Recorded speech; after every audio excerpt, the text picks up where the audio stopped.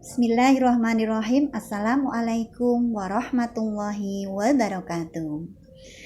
Baik, berjumpa lagi dengan saya di mata pelajaran PPKN.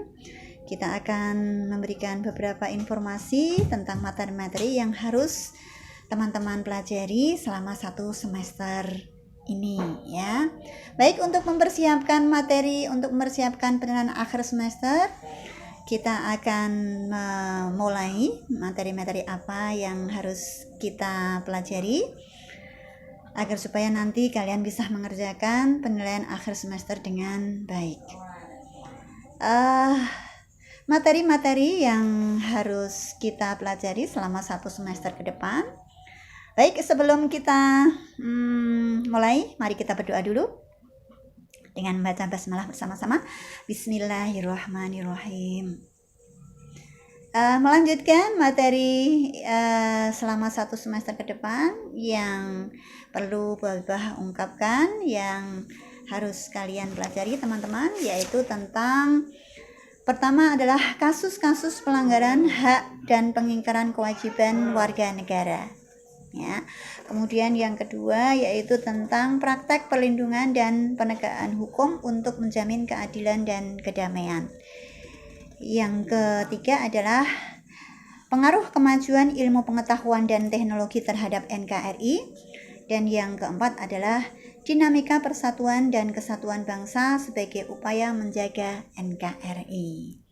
Tentunya materi yang sudah saya bacakan ini tadi kalian sudah mempelajari semuanya. Perlu kita akan mengungkap sedikit ya, mengingatkan kembali materi-materi yang harus kalian pelajari. Yang pertama tentang kasus-kasus pelanggaran hak dan pengingkaran kewajiban warga negara.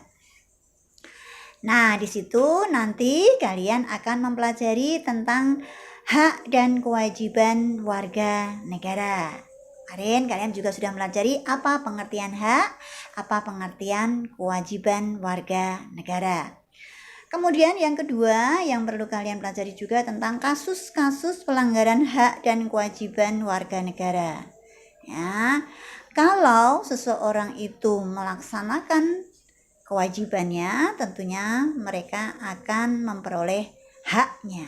Nah, kalau kewajiban tidak dilaksanakan, maka muncullah satu tindakan yang dinamakan sebagai pelanggaran kewajiban ya. Nah, bagaimana yang ketiga yang kita pelajari yaitu tentang upaya penanganan hak dan kewajiban warga negara. Itu sudah kalian pelajari. Bab yang pertama, silakan dipelajari, yaitu tentang pengertian hak dan kewajiban warga negara. Kemudian yang kedua, kasus-kasus pelanggaran hak dan kewajiban warga negara. Yang ketiga adalah upaya penanganan hak dan kewajiban warga negara.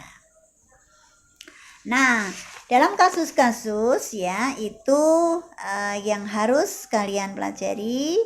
Yang pertama yaitu tentang pengertian tadi sudah nggih. Kemudian jenis-jenis hak dan kewajiban.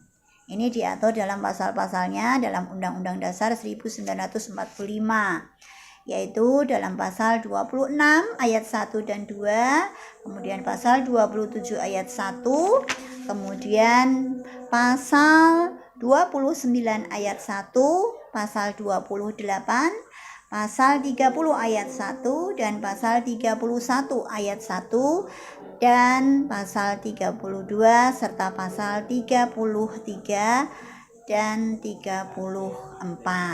Ya, di situ mengatur tentang hak dan kewajiban warga negara. Kemudian selanjutnya yang perlu kalian pelajari yaitu tentang kasus-kasus pelanggaran hak dan pengingkaran kewajiban warga negara. Yang pertama, pelanggaran hak dan pengingkaran kewajiban warga negara itu disebabkan adanya beberapa faktor. Nah, ini kemarin juga sudah kita pelajari ya. Kemudian masih di bab yang pertama yaitu tentang upaya penanganan pelanggaran hak dan pengingkaran kewajiban. Upaya pemerintah dalam kasus pelanggaran hak dan pengingkaran kewajiban.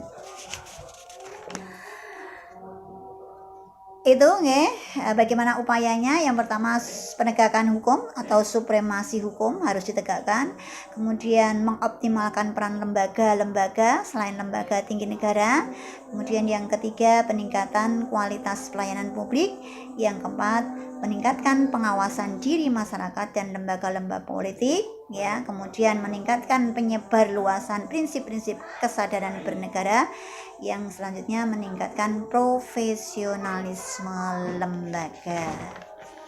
Ya, kemudian bab yang kedua, Bu Habibah ingatkan kembali bab yang selanjutnya, yaitu tentang masalah perlindungan dan penegakan hukum untuk menjamin keadilan dan kedamaian. Oke. Nah, di sini yang perlu kalian pelajari yaitu tentang konsep perlindungan dan penegakan hukum. Ya, di sini unsur-unsur hukum kemarin juga sudah kita pelajari. Yang pertama adanya perlindungan dari pemerintah, adanya jaminan kepastian hukum, yang ketiga berkaitan dengan hak-hak warga negara, yang keempat adalah adanya sanksi hukuman bagi pihak pelanggar. Ya, gitu nggih. Terus selanjutnya yaitu tentang masalah peran lembaga, ya, peran lembaga penegak hukum dalam menjamin keadilan dan perdamaian. Di sini ada peran kepolisian, ya, peran kepolisian, ya. Jadi bagaimana perannya itu diatur dalam Undang-Undang Nomor 2 Tahun 2002 tentang Kepolisian Republik Indonesia. Kemudian yang kedua, peran Kejaksaan Republik Indonesia. Ini diatur juga di dalam Undang-Undang Nomor 16 Tahun 2004 tentang Kejaksaan Republik Indonesia.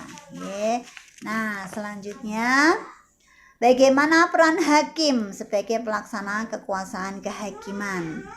Ya, di sini kekuasaan kehakiman berdasarkan jenis lembaga peradilan dapat diklasifikasikan menjadi 3 kelompok, yaitu hakim pada Mahkamah Agung disebut hakim agung, hakim pada badan peradilan yang berada di bawah Mahkamah Agung, kemudian yang ketiga adalah hakim pada Mahkamah Konstitusi yang disebut dengan hakim konstitusi.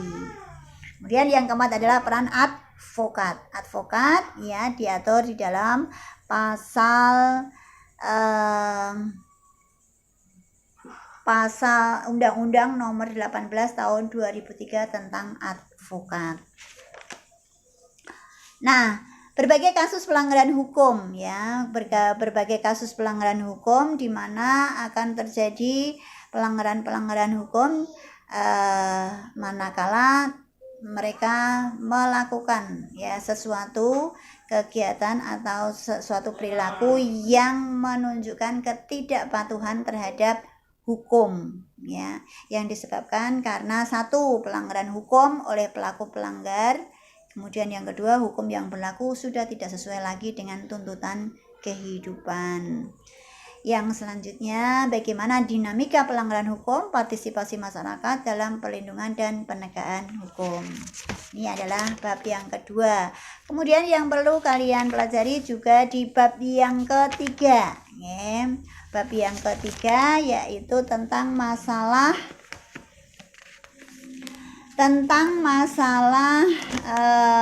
perkembangan, ya, pengaruh kemajuan iptek terhadap NKRI. Kemarin juga sudah Bu Habibah jelaskan. Silakan kalian buka kembali, ya, materi-materi di yang sudah Bu Habibah jelaskan, yaitu tentang ilmu pengetahuan dan teknologi. Bagaimana perkembangannya ilmu pengetahuan teknologi di Indonesia sudah Bu Habibah jelaskan.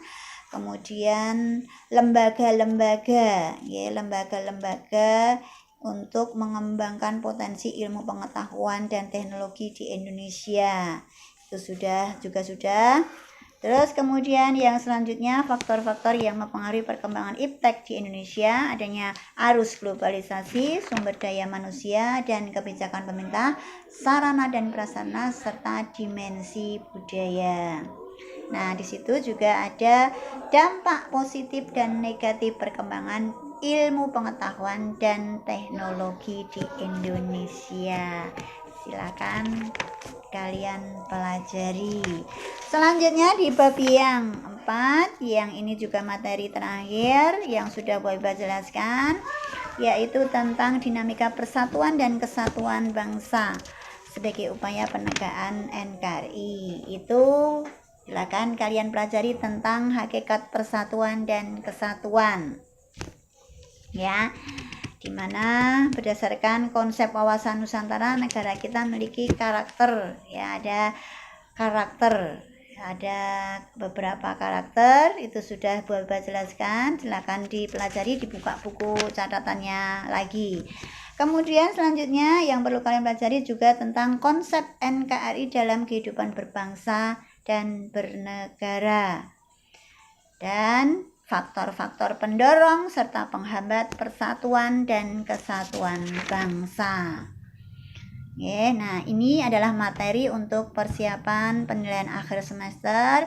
Silakan dipersiapkan, mudah-mudahan kalian mudah mengerjakan dan memperoleh hasil yang memuaskan.